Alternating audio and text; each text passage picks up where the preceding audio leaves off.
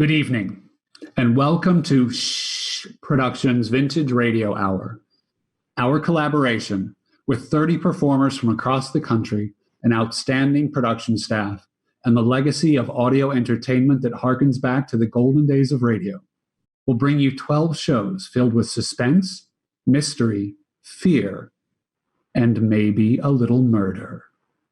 The upcoming show, Calling All Souls, originally airing in 1948 and written by Wyllis Cooper, features Todd Covert, Brent Jones, Mary Cinnamon Maxwell, and Jim Coe in a desperate tale about redemption and justice.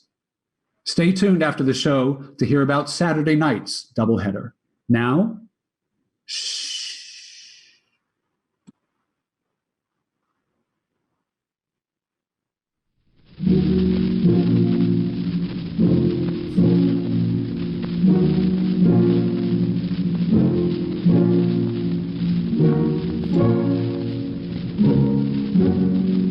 I tell you what happened last Halloween, or All Souls, or All Hallows, or whatever you call it in your part of the country.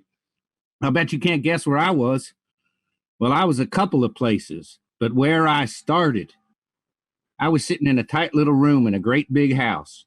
You ever been west?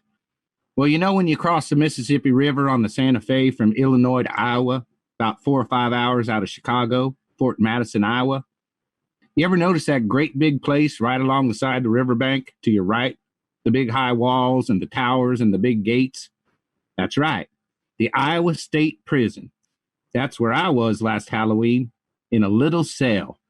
Oh, very comfortable, all by myself, waiting, and not much more time to wait. Sure, the death cell.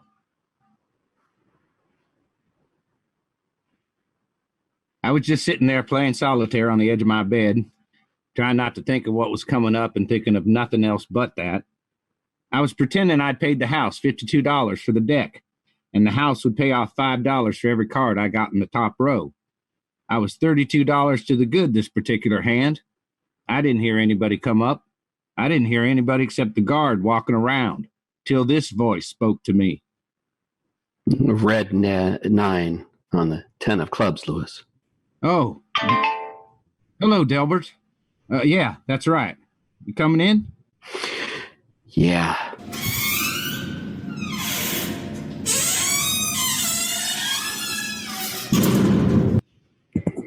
How are you? I'm all right so far. How are you? All right. Sit down. Yeah. No soap, huh? Turned us down. That's right. Well, what'd he say? Oh, a lot of things. What? What's the difference? He said no. It's tough, Delbert, when I didn't do it. It's tough on me too, Lewis. Yeah, but they're not going to hang you. I begged him to give you a 2-week stay at least, but he said his conscience wouldn't let him. Ugh, conscience, huh? He said if he felt I could turn up anything at all in 2 weeks, he'd be tempted to give you the benefit of the doubt. You've had 3 stays now. Could you turn up anything? Lewis. Yeah, I know. I've done everything I could. I know, but I didn't do it, Delbert. I know you didn't, but proving it has been proving... Want to play cards? Yeah, nah, I guess I don't want to play either. Well? I've done my very best, Lewis. My very level best. I know, but it's pretty tough on me, ain't it? Certainly is. No hope at all? No hope at all. No witnesses. Plenty of motive. Your fingerprints all over everything. I remember. Only I didn't do it. Who did? You got any idea, Lewis? No idea at all. No, I thought maybe I just opened the door after I'd knocked a dozen times. I just opened the door and there they were on the floor. I told you.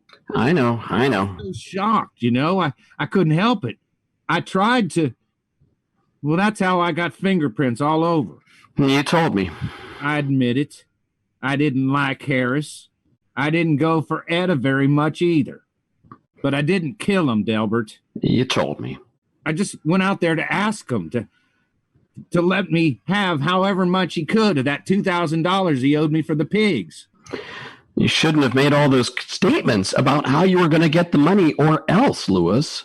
I know it. I shouldn't have gone through his desk looking for the money either. I don't know why the dickens you did that. Well, I don't know either. But I said I was shocked. I just thought that this was a good way to get the money. If I could find it, nobody'd know, I figured. I knew if I didn't get it then, I'd never get it. And they were lying there on the floor. Lewis, listen. It was pretty hard to convince the jury you didn't do it with them lying on the floor and you going through the desk and blood spots all over your suit and everything. I know it, Delbert. I was crazy to do it, but I didn't murder them.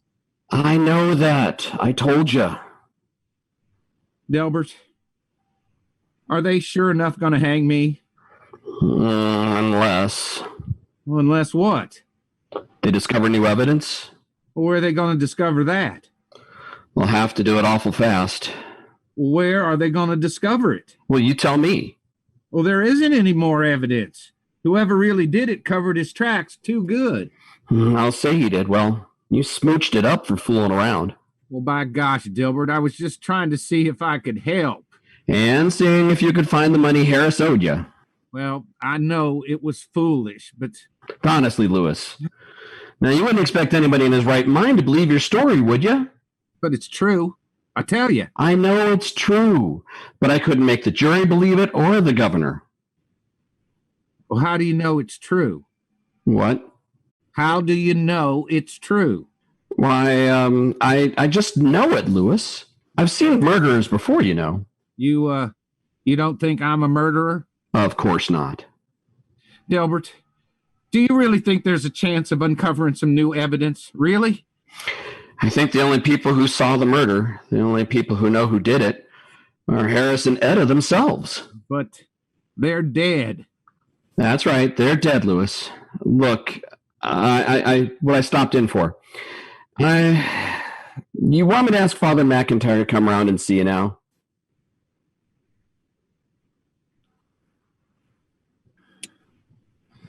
"13 steps. With your hands fastened behind you. 13 steps.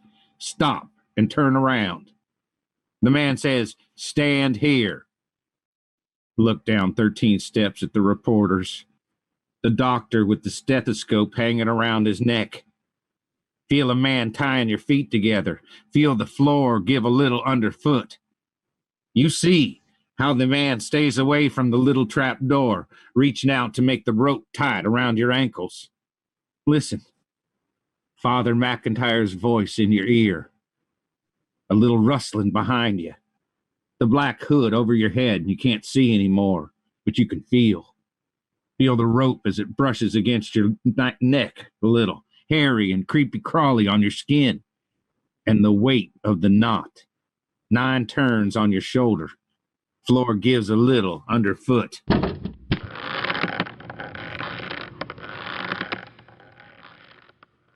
No, I didn't, I can't. I didn't do it, I'm telling you, I didn't do it.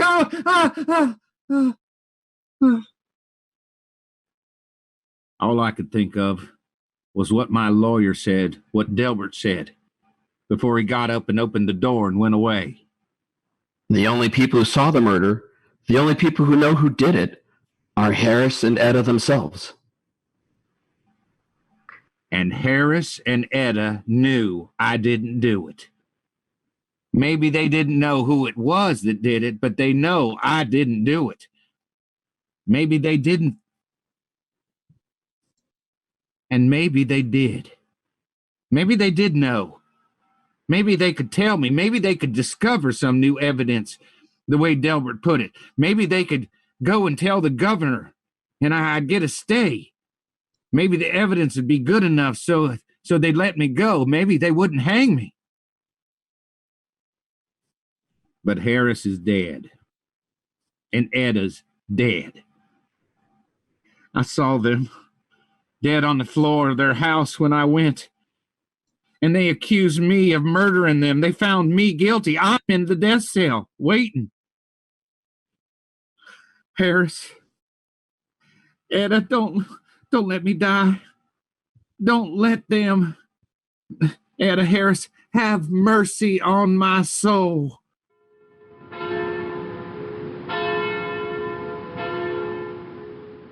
And when I heard the bell tolling somewhere in the distance, I remembered. I remembered what night this was. This was All Souls' night. This was the night when the souls of the weary dead walked the earth again. Why, I remember when graveyards yawn and tombs give up their dead, and the sound of the bell tolling away in the darkness of the early evening. Calling all souls. Calling all souls. And I wondered, if my soul had to leave my body when I walk up them 13 steps, and after, if my soul had to leave my body then, why could it not leave my living body for a while and go seeking after the others that stepped from the tomb this night? The souls of the weary dead, the souls of the unhappy dead, the murdered, the kindly souls that knew.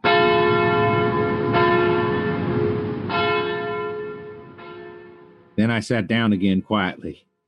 The fit of deadly terror was gone for a moment. I was exhausted and weak.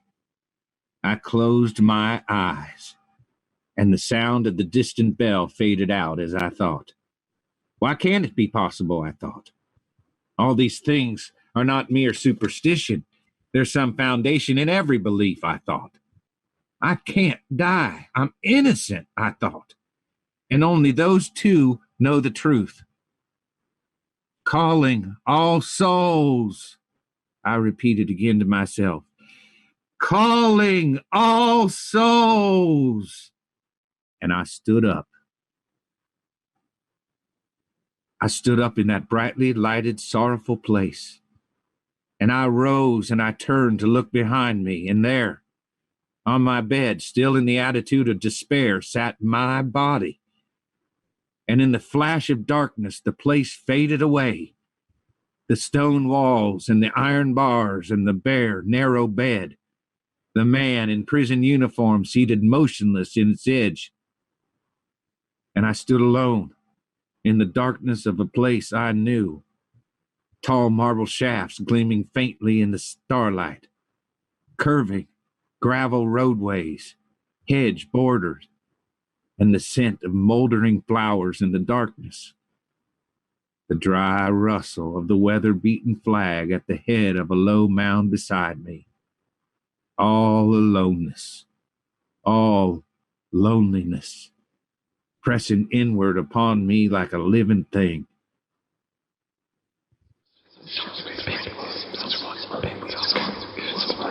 Suddenly, quietly in the cold shadows, the little whispers of innumerable voices, the voices of wandering souls that hastened past me, seeking their dusty desires across the face of the world they all once knew.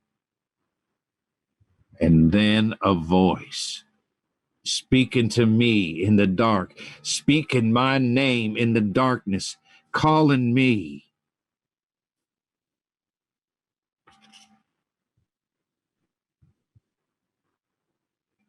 Louis.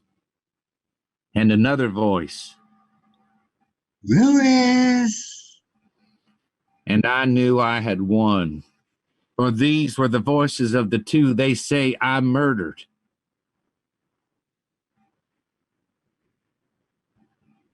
And a little child, a little boy, ran up in the darkness and took my hand and laughed to hear my name.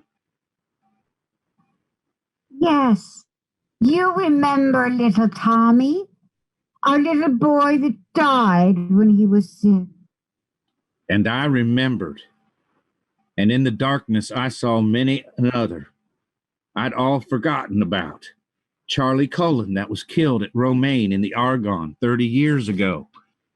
Albert Newhouse, my Boy Scout comrade that drowned so many years ago. Grace Williams, who died at her husband's hand.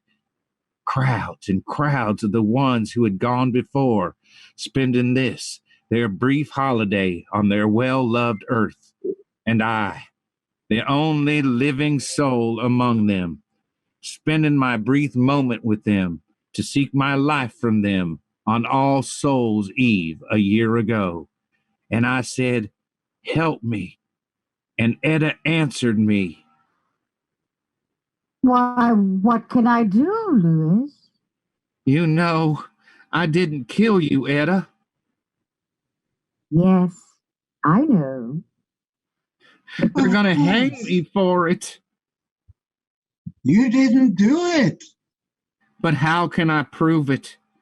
Delbert said if we could find some new evidence. There's plenty of evidence, Louis, to be found. Where? How?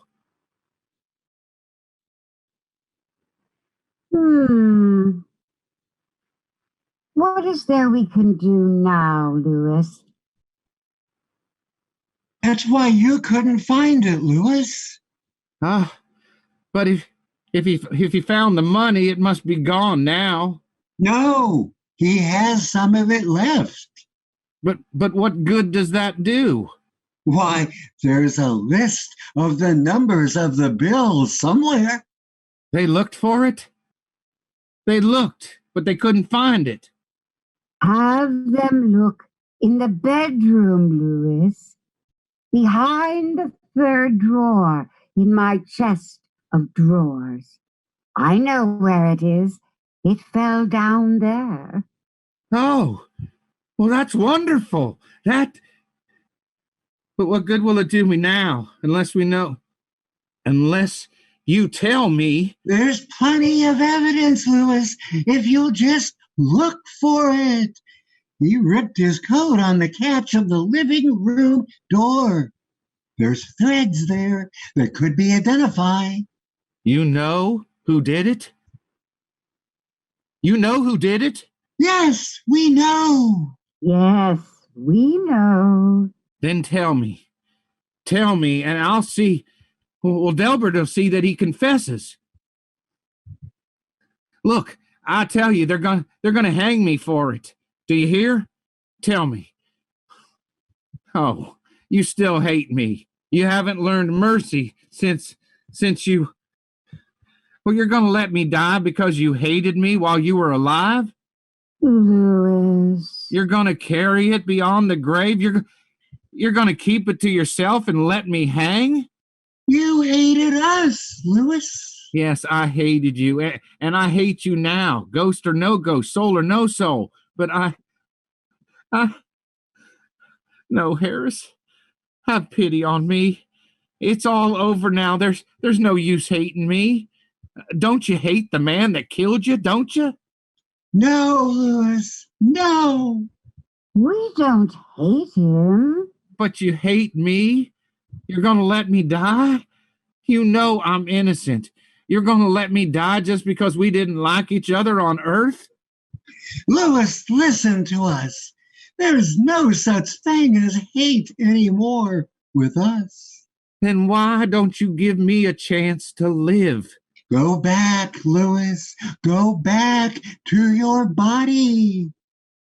Go back. Go back? To die?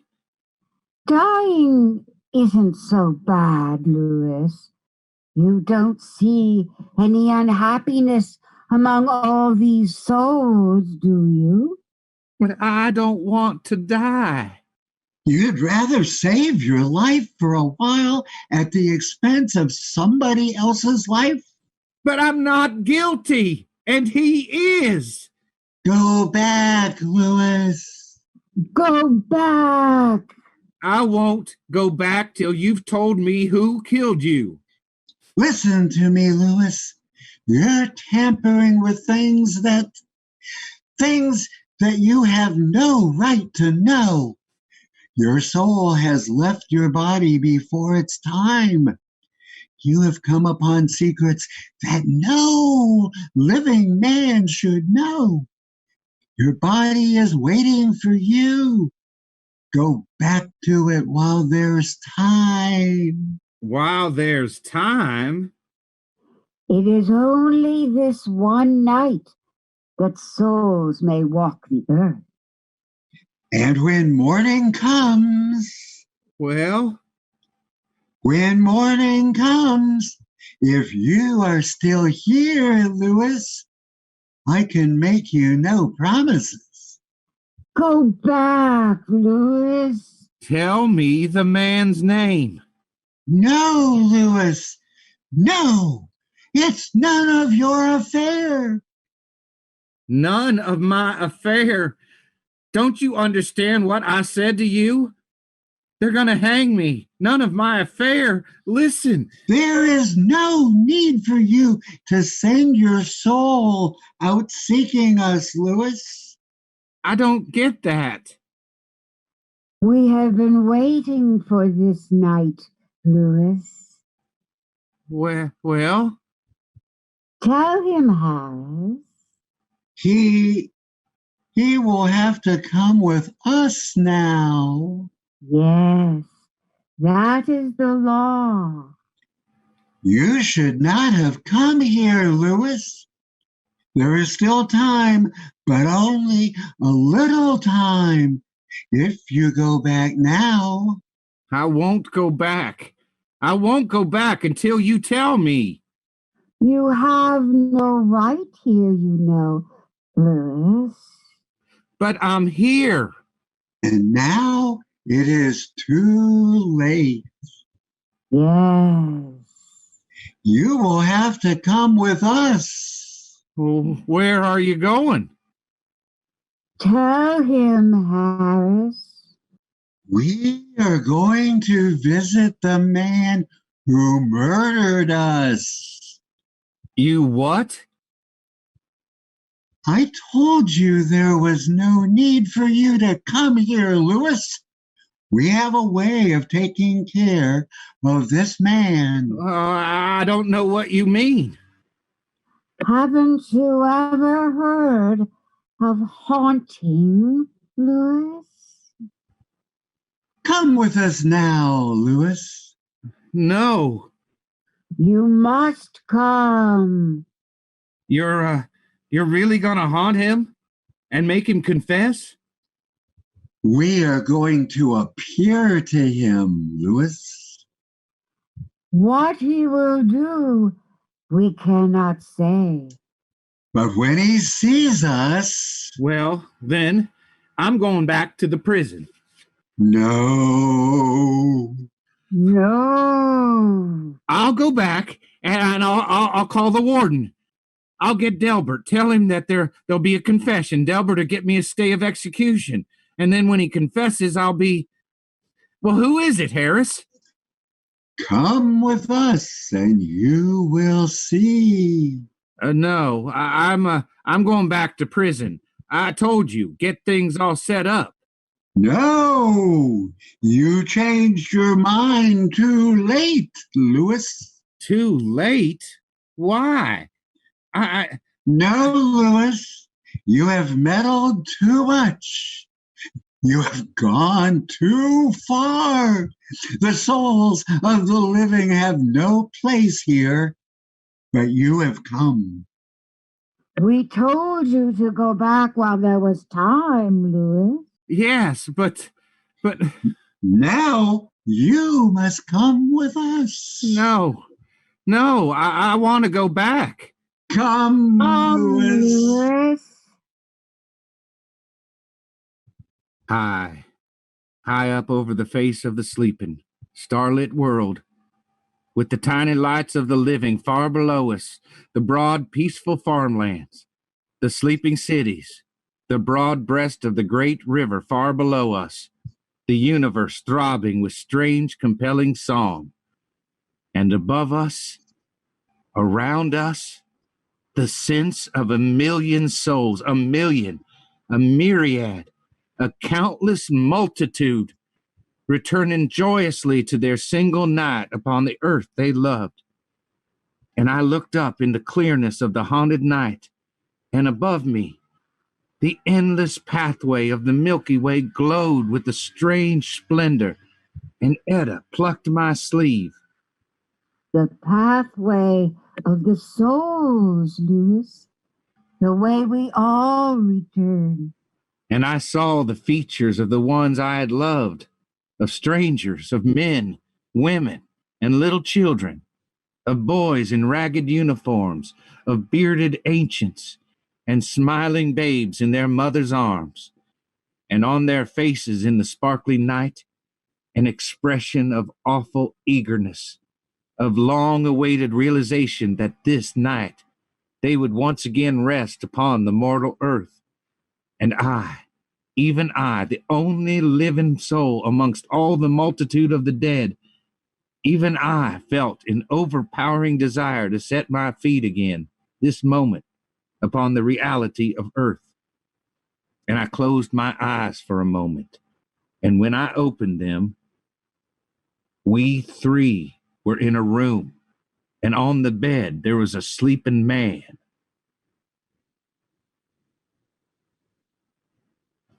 Where are we?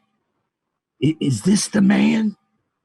This is the man. This is the man. Who is he? Go and look. No, Go and look. I don't want to. Go and look, Lewis. You must go and look, Lewis. He lay there, sleeping as innocently as any child. The covers were drawn up about his face as if he were shutting out some childish fancy of bogeymen in the dark. But I knew him for a wicked, guilty man, the man who held my own life in jeopardy. Look at him, Lewis. Look at him, Lewis. And I lifted up the comforter that hid his face and bent down to look at him. Delbert? Delbert, my friend, the man who had defended me in the courtroom and lost, the man who had gone to the governor, or had he gone, to plead for my life. Delbert, the man who told me, of course I know you didn't do it. Of course he knew. He alone of mortal men knew the murderer, for the defender of the accused man was the murderer himself. Wake him, Lewis. No. Wake him. Delbert? Delbert? Delbert, wake up! Lewis! Lewis, what are you doing here? He came with us, Delbert. Harris? And Etta, Delbert. No, go away. You're ghosts. We are human souls, Delbert. Come to hear your testimony. No, I won't tell you anything. You murdered them, didn't you, Delbert? No. You murdered us, Delbert. No, Confess, Delbert. I didn't do it. You did do it. You, Lewis, you can't be here. Confess. I Confess. Lewis must hear you, Delbert. Lewis, I did do it. I killed them, Lewis. I murdered them. I know I could throw the blame on you. I knew I could get you convicted, and I could save myself. I hated them too, Lewis. I can't. Lewis, forgive me. Lewis, forgive me. Me? Forgive you? Delbert, ask Harris and Etta to forgive you. Harris? Etta? We have already forgiven you, Delbert. But you have done a great wrong to Lewis. You will be punished, Delbert. I'll confess. I'll call the prison. I'm going back to my body now in the prison. Lewis, Thank you. forgive me. Thank you, Harris and Etta. Lewis. I'm going back. Oh, Harris. Wait, Lewis. What? Lewis. Be quiet, murderer. What, Harris? You can't go back, Lewis. I can't go back. Why? What if I... What? You must stay. Stay? Stay? Why must I stay? My body's back there in prison waiting for me. I've got to go back and live. No, Lewis. Why? Tell me why. Everything's all taken care of. What's the matter? You tell him, Delbert. Lewis. Well? Lewis, they hanged you half an hour ago.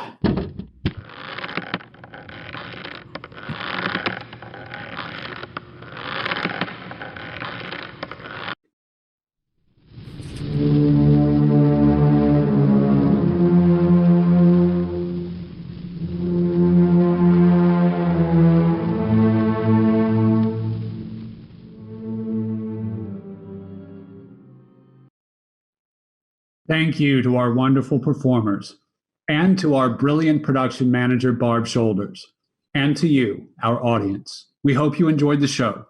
Tune in tomorrow night for the next Vintage Radio Hour from Productions.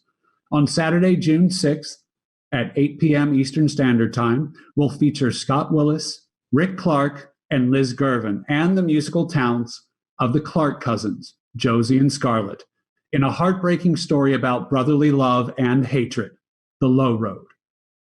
Following, at 9 p.m. Eastern Standard Time, is The Big Box, a spooky story about mysterious cargo and the open road, with Rick Clark, Bob Clark, Rob Clark, David Allen Vargo, and Andy Clark.